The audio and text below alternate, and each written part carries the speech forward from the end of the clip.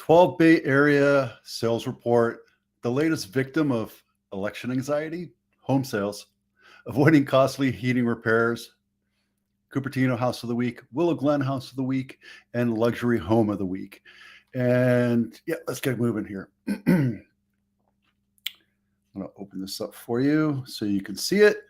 Make this a little bit bigger. Look, I say this before it gets hot, get your air conditioning fixed. I say it before it gets cold. The last week has been a little bit chilly, a little bit fall. Now's the time to have your heater checked out. Turn on your heater, check it out, make sure that it starts. If not, your HVAC guy, and if you don't have one, call me, text me, email me, shoot me a message on Facebook or whatever. I'm happy to give you my people. Happy to share this with you. Right now, the HVAC people are not super busy. When it gets cold, the minute it drops down and gets cold, you're going to find out that your heater doesn't work, and then you go into a panic, and everybody's like, "Oh, I'm freezing. My heater doesn't work." Happens every year, every fall. There's a big dip in the heat, and boom. Have your heater inspected. First step you do is turn it on, get it up to 78, make sure that the heat feels like it's warming up your house. Now's the time to do it. Yeah, it's going to cost some money. If it doesn't work, call an HVAC guy, right? I'm going to go do that right now. I actually have reusable ones because the paper ones are just fodder for the landfill. So I use reusable ones. I wash them out every 6 months. Yeah, you can clean and clear it out. It really doesn't matter. Those guys are a bunch of scammers, I think. I don't know. Check your thermostat settings. Make sure that they're at a place where it gets to a regular low heat, right? You don't want it to be 85, 87 degrees because your kids turned it up to 87 degrees because they got cold. Set it up to a regular timer, or make sure you have that. And check your thermostat, especially if it's electronic. Make sure that that's working. And seal all the leaks in your doors and windows. That's a no-brainer, right? And keep the area around your furnace clear and clean. Get some compressed dust or your air compressor and throw some air in your heater, in your HVAC to make sure it's clean so that no sparks happen, etc. And obviously, if there's any kind of noises, I have this thing where my duct collapses whenever the heat turns on or off. That means I have to clean out the filter. So it's a good thing for me. Test and inspect your carbon monoxide detector and your smoke detectors. Make sure that they're working. And if it's old and dusty, maybe this is the time to do it. This is the time to do it when it's slow, not when the HVAC guys are busy. I'm telling you right now. All right, that's that. Download actually, this should be this one right here. It's a perfect time to download your home inspection checklist.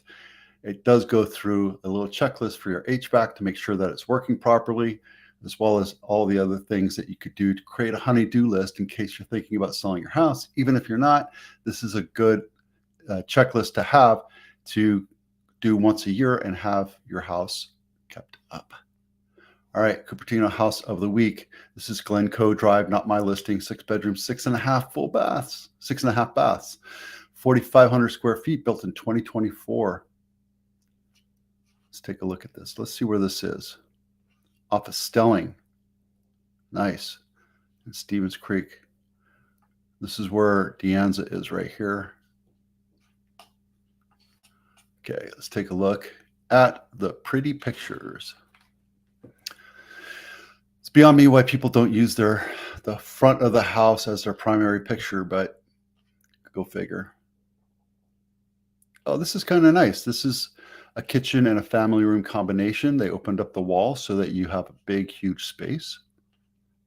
This is brand new, so they never had to open up the wall. They kept the wall open. Vaulted ceilings. I guess vaulted ceilings are back. Not a fan of a big patio. My house has a patio on the front, right where the master is. I never use it. As a matter of fact, I closed off the sliding area because I never use it. I think it's a silly waste of space. Nice dining room, nice kitchen. Seems like I've seen this picture before. There you go.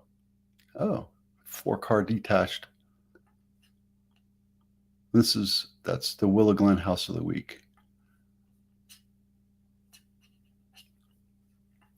So since we looked at the Willow Glen House of the Week, let's look at it. 5 bedrooms, 4.5 baths, 4,100 square feet, built in 2024. Seems like it's the same builder as this guy, right? So you already looked at these pictures. And then luxury home of the week, Winding Way, not my listing, 6 bedroom, 8 and 2 half baths. Holy crap.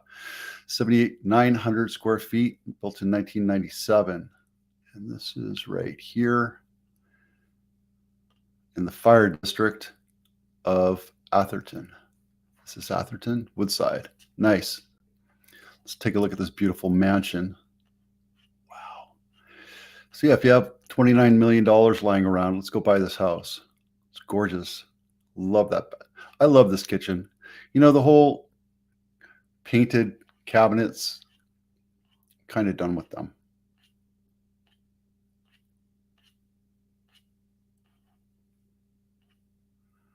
Wow, nice vineyard.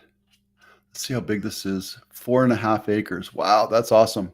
If you're thinking about buying a house, download this checklist. Allows you to go to 5, 6 different houses and compare and contrast them so you don't get confused as to what you're looking at.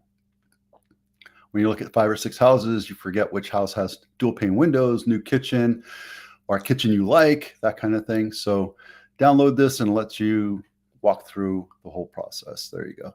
Jittery home buyers want the election to be over before they make their move. Nobody knows what's going to happen. I got news for you guys. Nothing's going to happen, right?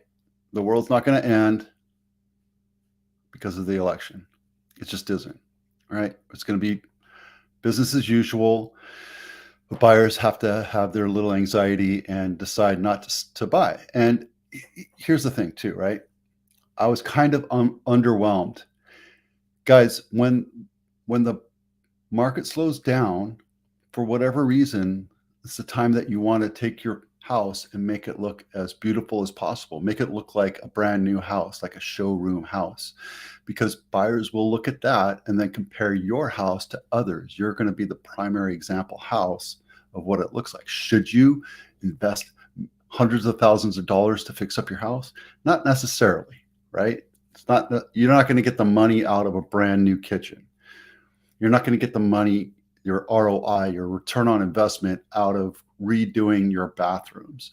But there's some certain things you can do. You can put new counters on top. You can paint rickety old bathrooms or cabinets, right? There's nothing wrong with that. I just happen to like wood. That's my style. If you like the painted cabinets, that's great. My kitchen is painted. Cat has painted cabinets. I'm not a huge fan of it, but it is what it is. So there you go.